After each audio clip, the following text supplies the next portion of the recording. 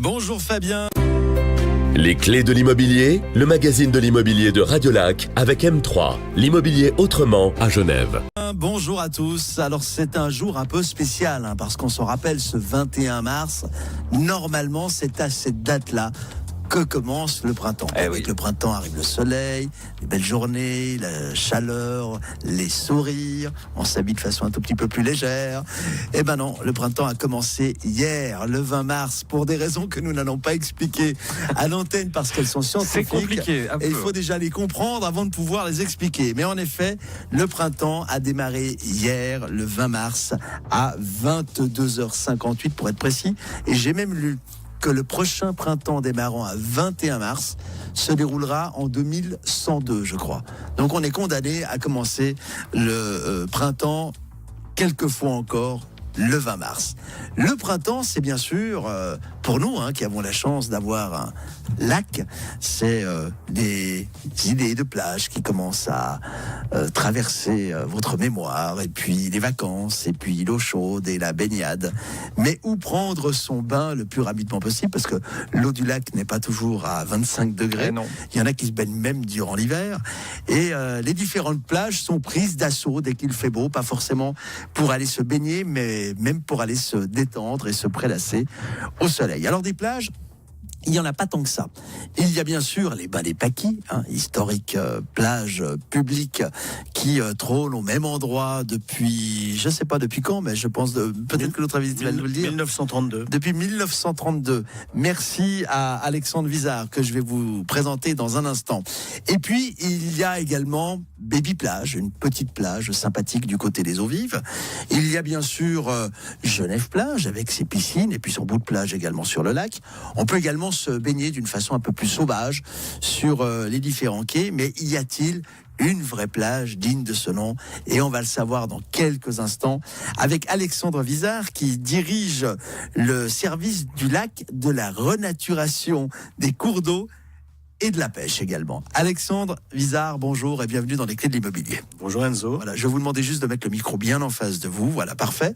Merci d'avoir accepté cette invitation. Alors aujourd'hui, vous l'avez compris, on ne va pas parler de développement immobilier, mais on va parler d'urbanisme, parce que la création d'une plage fait partie des besoins de l'être humain lorsqu'il a envie de se détendre à la sortie du boulot, avant le boulot et bien sûr le week-end. La plage qui nous préoccupe aujourd'hui, c'est la plage publique des eaux vives. Ce chantier qui a démarré il y a maintenant 18 mois. Donc ça fait pas très longtemps. Oui, on a ouvert le chantier au mois de juin 2017 avec les travaux préparatoires.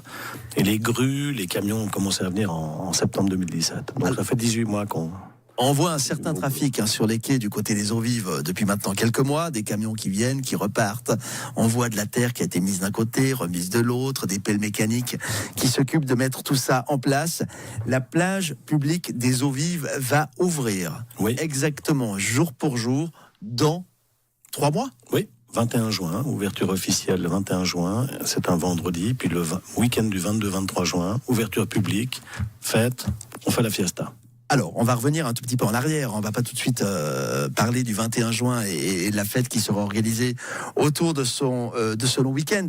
Mais cette idée de plage, alors je le disais avant, il y a les Bals des Paquis que vous connaissez très bien, Alexandre Vizard, puisque vous m'avez dit en antenne que vous faites partie de ceux qui vont prendre leur bain le plus souvent possible là-bas après le boulot pour aller se prélasser. C'est un endroit qui a beaucoup de succès, qui n'appartient pas qu'aux Paquisards maintenant, qui appartient à toutes les personnes qui le fréquentent. Mais c'est devenu un tout petit peu petit. Ouais. Et en fait, l'idée du projet, elle est partie des Bals des Paquis. Elle est partie en été 2006, où évidemment j'étais sorti du boulot et je suis allé me baigner le soir, me détendre. Il y avait, je crois, 4-5 000 personnes. Et je tombe sur des amis architectes. Et je leur dis, mais il faut vraiment qu'on arrive à détendre la situation à Genève. Le lac n'a jamais été aussi propre et on n'a jamais eu aussi peu d'accès à l'eau. Donc je leur ai proposé un petit mandat de réflexion pour savoir où, dans la rade, on pourrait créer un nouvel espace de baignade. Et ça a été le départ de l'histoire. Alors, pas tout de suite du côté des eaux vives, parce qu'il y a plusieurs propositions qui ont été faites tout autour de la rade. Et au début, ça reste un peu sur la rive droite. C'est vrai. Le mandat, je l'ai lancé en juillet. Je reçois en octobre 2006 le début de la réflexion. Il y a 3 sites. La Perle du Lac, le quai Wilson ou le quai Gustavador aux eaux vives. Et très vite, on dit que, ma foi, la rive droite a la chance d'avoir les bains des paquis. Il faut qu'on fasse un pendant de l'autre côté en rive gauche. Et comme on ne peut pas courir tous les lièvres en même temps, on a mis toutes nos billes sur le projet de la plage des eaux vives, rive gauche. Alors, cette plage des eaux vives a dû être un tout petit peu modifiée parce que vous ne saviez pas à l'époque où le projet est lancé que la Nautique, qui est un port privé, allait lui s'agrandir. Exactement. Les premières images qu'on sort à l'automne 2006 montrent une plage rectangulaire. Qui commence depuis les quais. Accessible directement. Exactement. Et puis, on apprend effectivement que la Société nautique de Genève a un projet d'agrandissement qui fait que ça nous oblige, nous aussi, à agrandir la plage et à aller au large chercher les courants, une bonne qualité d'eau. Donc, on va adapter le projet. Et ce projet ensuite va être rendu public par le Conseil d'État et notamment Robert Kramer, c'était son bébé, en 2008. Donc le Conseil d'État. Robert Kramer qu'on salue au passage, s'il est du côté de Genève et qu'il nous écoute. Et voilà, en 2008, donc le Conseil d'État annonce qu'il arrive avec un crédit de travaux de l'ordre de 61 millions pour à la fois construire cette plage et aussi faire une extension, un nouveau port à l'État de Genève. Alors on parlera des différentes infrastructures qui seront bientôt accessibles. La première d'entre elles est bien sûr la plage publique, mais il y en a d'autres qui vont se construire entre aujourd'hui et 2021, qui est l'année où tous les travaux devraient normalement être finis. Ça a un impact également sur le reste de la rade. Mais on va revenir un peu à la plage publique des eaux vives, parce qu'il a fallu amener énormément de terre pour créer cette plage. Cette terre, elle vient d'où ? Alors, c'est essentiellement des remblais qui sont faits avec des matériaux d'excavation des chantiers publics de la rive gauche ou privés. On en a besoin à peu près de 100 000 mètres cubes. Donc, ces matériaux sont aujourd'hui en place. On rajoute dessus de la terre végétale, puisqu'on va vouloir mettre une pelouse, on va vouloir planter des arbres. Et là, la terre végétale, elle vient par contre des communaux d'Ambilly. D'accord, dont les travaux ont également commencé. Ouais. Voilà, ils ont commencé les travaux. Ça fait avoir l'été passé. Il y avait 5000 mètres cubes, ils ne savaient pas quoi en faire. Nous, on a su quoi en faire. Donc il y a un lien important entre urbanisme et développement immobilier. Alors, c'est quand même une bonne idée, parce que les 100 000 mètres cubes aussi, il y a une autre possibilité, c'était de les mettre dans des camions et puis de les évacuer du côté de Chancy, d'Avuilly, dans des anciennes gravières. Là, on les a valorisés quelque part. Et j'insiste bien, ce sont des déblais et pas des déchets. C'est des matériaux dont, en fait, la construction ne sait pas quoi faire. C'est des matériaux limoneux argileux qu'on ne peut pas utiliser dans la construction. C'est pas du gravier ou de la végétation. C'est de la terre. C'est un mélange de terre et surtout de minéraux. C'est plutôt proche du caillou que de la terre. D'accord, plus proche du caillou. Mais parce que la terre, c'est quelque chose d'assez noble. Quand vous cherchez de la végétale, tout le monde en veut. Les jardiniers paysagistes, les paysans, tout le monde en veut de la terre. Il y aura quand même de la terre végétale sur cette plage. Il y aura quand même de la végétation. Oui, on va en étaler 5000 mètres cubes. Ouais. D'accord. Cette plage va être composée, parce que quand on pense plage, on pense sable. Est-ce qu'il y aura du sable ? Bon, la difficulté, là, c'est... Comment est-ce qu'on peut dire ça ? Il y a du sable à Baby Plage, mais le sable, il n'est pas venu tout seul. Il y a un type à Genève que je salue, d'ailleurs, c'est Romain Juon, surnommé l'ancien maire de la vieille ville, puisqu'il n'y habite plus, mais Juon s'occupait des jeux scolaires dans les préaux des écoles. Et puis, dans les parcs aussi. Et puis, il y a des bacs à sable. Et puis, régulièrement, la ville de Genève devait vider ces bacs à sable et les envoyer pour incinération au Chenevier. Et lui, il s'est dit, mais pourquoi on ne les réutiliserait pas à Baby Plage? Ça nous fait une plage de sable. Donc, le sable, il n'est pas venu tout seul à Baby Plage. Il a été amené. Alors, nous, on va effectivement, dans le prolongement de Baby Plage, avoir un début de plage des eaux vives qui contiendra du sable. Mais ensuite, plus on va s'éloigner en direction de Colonie, plus on est obligé de mettre des matériaux solides, c'est-à-dire des graviers, parce qu'à la première bise, il y a tout qui part. Ouais. En fait, la plage, Baby Plage a une bonne orientation pour garder son sable. Exact. Vous êtes dans un creux et puis les vagues arrivent pile poil dans l'axe de Baby Plage, ce qui fait qu'après des grosses bises, eh bien, des gens doivent aller avec des râteaux puis commencer à remettre un peu le sable qui est à 10-15 mètres de la plage et le remettre sur la grève. Alexandre Vizard, vous dirigez le service du lac, de la renaturation des cours d'eau ainsi que de la pêche. On revient dans quelques minutes et justement, on va parler de la qualité de l'eau dans notre région.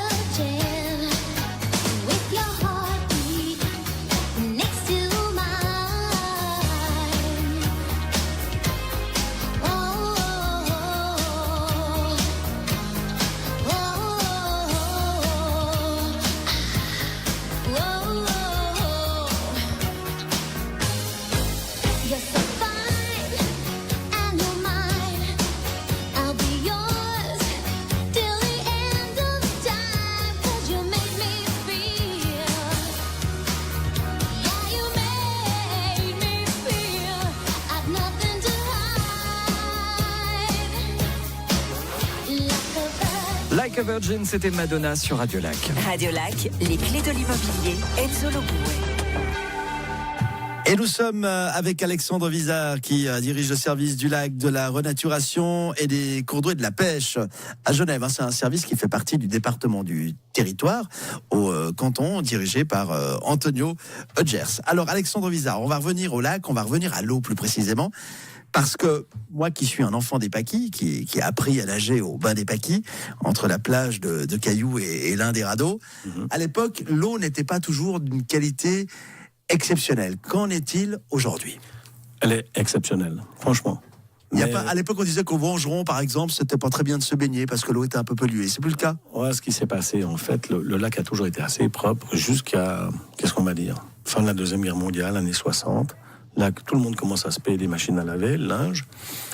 Bref, on consomme, on produit des eaux usées et puis elles sont pas traitées. Donc, à partir des années 70, ça a été un peu la panique tout autour du Léman, entre Genevois, Vaudois, Valaisan. Ça veut dire que les eaux usées finissaient telles quelles dans le lac ? Ouais, sans traitement. Sans traitement. Ouais, tout autour du Léman. Mais heureusement, il y a eu une prise de conscience que le lac était en train de mourir, en train de crever, s'eutrophiser, comme on dit. Et là, on a eu cette chance qu'il y avait de la volonté politique de résoudre les problèmes et on avait l'argent des deux côtés de la frontière. Et tout le monde s'est mis à travailler sur l'assainissement des eaux, à tel point que, si vous vous souvenez, enfin, je ne sais pas quand vous êtes né, monsieur Lebout, mais un peu après vous. années 70, on construit des piscines partout au bord du lac. C'est complètement absurde, une piscine au bord du lac. Il faut pouvoir se baigner dans le lac directement. Ben non, c'était pas possible. Il y avait partout des panneaux eau polluée danger. Et puis alors donc vraiment tout le monde va travailler à assainir les eaux usées. Et puis aujourd'hui, vous avez une qualité d'eau qui est quasiment. On n'aurait pas besoin théoriquement à Genève de filtrer l'eau avant de la distribuer dans les réseaux. On pourrait la boire. On pourrait la boire. Si vous buvez la tasse en vous baignant au bas des Paquis, vous avez Rien de grave. risque. Non. Rien de grave. Il y a un phénomène depuis quelques années maintenant, c'est la couleur de l'eau. Enfin, l'eau en elle-même n'a pas changé de couleur. C'est le fond du lac qui change la couleur de l'eau, comme quand vous allez dans une île paradisiaque. C'est le sable qui est au fond de l'eau qui donne la couleur de l'eau. Qu'est-ce qui s'est passé ? Parce qu'elle est passée d'un bleu profond à une couleur un peu émeraude comme ça. La transparence du lac est beaucoup plus grande aujourd'hui qu'il y a 30, 40 ans. Il y a toujours ces poussées de plancton végétal qui se font 2 fois par année, on a l'impression que le lac c'est de la soupe. Quand on se baigne, on est tout poisseux. C'est à quel moment de l'année, ça ? C'est avril, mai, puis ensuite il y en a une deuxième, juillet, août, ça fait. D'accord. Mais ça existait déjà il y a 20, 30, 40, 50 ans. Simplement, ce qui se passe aujourd'hui, c'est une fois que ce plancton a été mangé par le plancton animal, alors là, on a une transparence de l'eau qui va jusqu'à 17, 18, 19 mètres, et c'est ce qui donne ces couleurs différentes, ces reflets différents, qui nous font penser des fois qu'on est en Grèce et pas à Genève. Ça donne envie de rester là et pouvoir en profiter, de pas partir en vacances. C'est vrai qu'on a la chance de l'avoir, ce lac. Et puis on aura bientôt la chance d'avoir une nouvelle plage, la plage publique des eaux vives. On va en reparler dans quelques instants, en vous expliquant exactement à quoi vous aurez accès dans 3 mois, jour pour jour, puisque l'inauguration est prévue à partir du 21 juin sur une durée de 3 jours, y compris donc le week-end. Et pour cette première phase, parce qu'après il y aura encore d'autres infrastructures qui, elles, auront un impact sur la rade telle que vous la connaissez aujourd'hui. On revient dans un instant avec notre invité. Les clés de l'immobilier, le magazine de l'immobilier de Radio Lac avec M3, l'immobilier autrement à Genève. Retrouvez toutes nos offres immobilières sur m-3.com. Élan de fraîcheur, vent de nouveautés, c'est l'arrivée du printemps chez Migros, la saison de tous les plaisirs. Et les supermarchés Migros comptent bien vous en offrir. Pas de raison que tout se passe au salon. Chez PSA Retail, du 21 au 23 mars, on prolonge les offres d'exception pour les 100 ans de la marque Citroën. Découvrez la nouvelle C5 Aircross et son incroyable suspension. Portes ouvertes chez Citroën Genève aux Acacias et Citroën Lausanne à Crissier. Citroën. Maintenant, chez Mikasa, 20% de rabais cumulus sur les matelas, sommiers, lits, armoires, les tables de chevet, couettes et oreillers. Jusqu'à lundi dans votre magasin ou sur la boutique en ligne. Mikasa va avec tout ce que vous avez déjà. Les clés de l'immobilier, le magazine de l'immobilier de Radio Lac avec M3, l'immobilier autrement à Genève. Pour toutes vos recherches immobilières, m-3.com. Radio Lac, les clés de l'immobilier. Et c'est jusqu'à midi chaque jeudi sur Radio Lac avec Enzo Lobouré. Alors aujourd'hui, on parle pas forcément de développement immobilier, on parle d'urbanisme, mais un urbanisme de loisirs, de détente, qui fait bien sûr beaucoup de bien durant les mois, j'allais dire d'été, mais également dès le printemps et puis probablement au début de l'automne également. C'est la plage publique des Eaux Vives qui ouvrira ses portes donc le 21 juin prochain. Alors, les travaux ont commencé il y a environ 18 mois. On peut dire, Alexandre Vizard, qui chapeautait ce projet, c'est allé plutôt vite. Ça allait plutôt vite, mais le début de la réflexion, c'est 2006. 2006, oui, non, mais je parlais que des travaux, parce qu'on sait qu'à Genève, les projets prennent du temps. Alors, les travaux, on a des entreprises genevoises, c'est des entreprises genevoises qui travaillent sur le site. Elles sont très performantes et on a eu pour le moment des bonnes conditions. Vous parliez de l'immobilier, mais moi, je fais quand même le lien. Genève est en train de construire, de densifier. On arrive maintenant à peu près à mettre 2500 logements chaque année à la disposition de la population. C'est ce qu'Anthony Hodgers nous a annoncé en début d'année. Si en parallèle, on ne fait pas des espaces publics de qualité, les gens vont devenir fous. Et pour moi, une plage, c'est un espace public de qualité. C'est un parc au bord de l'eau. Les derniers parcs qu'on a fait à Genève, je crois qu'il y a le parc Gourgas, il y a une quarantaine d'années, si je ne dis pas de bêtises, mais il n'y a rien eu de plus. On a tous hérité de ces parcs du début du XXe siècle, qui étaient des grandes propriétés. Et là, c'est vraiment un parc 2,5 hectares au bord de l'eau, hein, et gratuit. On voit depuis quelques années les habitants de Genève s'approprier les quais, d'accord, d'une façon presque sauvage. Hein. Les gens se mettent sur l'herbe, déroulent un linge, se font une petite grillade. À l'époque, quand j'étais gamin, c'était carrément interdit de marcher sur la pelouse. Hein. Et aujourd'hui, c'est vrai que les gens ont besoin de cet espace vert pour pouvoir se détendre. Et la plage publique sera l'un des espaces qui sera mis à disposition gratuitement. Alors, à partir du 21 juin, on a accès à quoi? Parce que tout ne sera pas terminé. Alors, tout ne sera pas terminé. Je dirais même qu'il y aura encore des mouvements de camions, du chantier, des grues, parce qu'on va devoir réaliser toute l'infrastructure de la base pêche et le restaurant, et on doit terminer le nouveau port de l'État. Mais on a décidé de ne pas attendre la fin des travaux, fin 2020, pour mettre la plage à disposition de la population. Elle sera déjà fonctionnelle. Alors, la plage, ce sera donc la terre que l'on voit avancer sur le lac. Ça, c'est le parc. Et puis derrière ce parc, il y a la plage. Exactement. On a une grève en gravier qui descend en pente douce, qui permettra aux gens d'aller faire trompette sur une distance de 30 à 50 mètres. Juste rappeler qu'on est dans des couloirs de navigation, notamment les bateaux de la CGN. Donc les gens ne pourront pas traverser pour aller faire coucou, prendre l'apéro, n'est pas qui ça. Ce sera interdit et dangereux surtout. C'est dangereux. Donc on est vraiment sur un couloir qu'il faut laisser libre pour les grands bateaux, pour les pêcheurs, pour les navigateurs, les voiliers, pour tout le monde. Hein. C'est très encombré. En termes de courant, pas trop dangereux quand on se baigne à la plage, puisqu'on est ramené selon sa position sur la plage, voire au pire des cas, si vous vous êtes baigné du côté extrême, direction Colonie, vous serez ramené à Baby Plage. Et cette plage donc sera publique et disponible à partir du week-end, donc 21, 22 et 23 juin. Est-ce qu'il y aura des infrastructures sur la terre ferme? Elles ne seront pas encore construites. Le problème, c'est quand vous faites le remblai, vous mettez la terre végétale comme couche de finition, il faut attendre que ces matériaux se tassent. On a prévu des édicules, des sanitaires, des douches, mais on ne peut pas encore les construire. On va voir. Hein. On est en train de faire des mesures, mais on est en train de voir. On va mettre simplement des installations provisoires, comme de la musique, du mobile, exactement, puisqu'on s'attend quand même à avoir plusieurs milliers de personnes qui viennent fréquenter les lieux. Alors, en plus de la plage, pour ceux qui passent sur les quais de temps en temps, voire même tous les jours, eh bien, on voit une esplanade sur pilotis. Elle va servir à quoi, cette esplanade? Parce qu'elle est curieuse. Alors, elle n'est pas au bord des quais, elle est un peu plus éloignée. C'est une surface en caillebotis qui est posée sur pilotis et qui va accueillir d'une surface du terrain des Charmilles, terrain de la Praille. Hein. C'est grand. Et cette surface va accueillir les 400 dériveurs qui sont actuellement sur le quai des Eaux Vives, entreposés sur les quais. Donc ça veut dire que, pour ça je parlais d'impact avant sur la rade, tous les bateaux qui sont à sec sur le quai Gustave-Ador et jusqu'au jardin anglais, jusqu'à la police du lac, ne seront plus à cet endroit à partir de 2021. Exact. On les remonte et on les met sur cette plateforme en caillebotis et on libère l'espace, on le remet à disposition de son propriétaire, qui est la ville de Genève, libre à elle de faire ce qu'elle en veut. Ça veut dire que la ville de Genève pourra, enfin en tout cas on aura un obstacle de moins pour réaménager cette rade de Genève qui n'est pas toujours très jolie, avouons-le. Exactement. Bon, à part ça, entre les caillebotis et la plage, il y a un ponton qui est assez long, hein, qui va le plus loin possible vers le lac. Et On appelle ça le môle. le môle. On va essayer de trouver les bons termes d'entrée. Oui, le Très bien, môle. le môle. Pardon pour le ponton. Non, non, alors. non. Le môle. À quoi il va servir ce môle? À part une promenade. Alors le môle, il va permettre de distribuer justement la basse pêche. On a prévu 5 cabanes pour les pêcheurs professionnels. De nouveau aujourd'hui, vous avez des pêcheurs professionnels sur le quai des Eaux Vives, mais vous avez les cabanes, elles sont en bois, elles sont un peu fatiguées. Faut pas, enfin, je n'insiste pas trop là-dessus. On a travaillé avec eux, on leur a dit, nous, on vous propose des installations modernes, on va les travailler ensemble, ils sont très contents.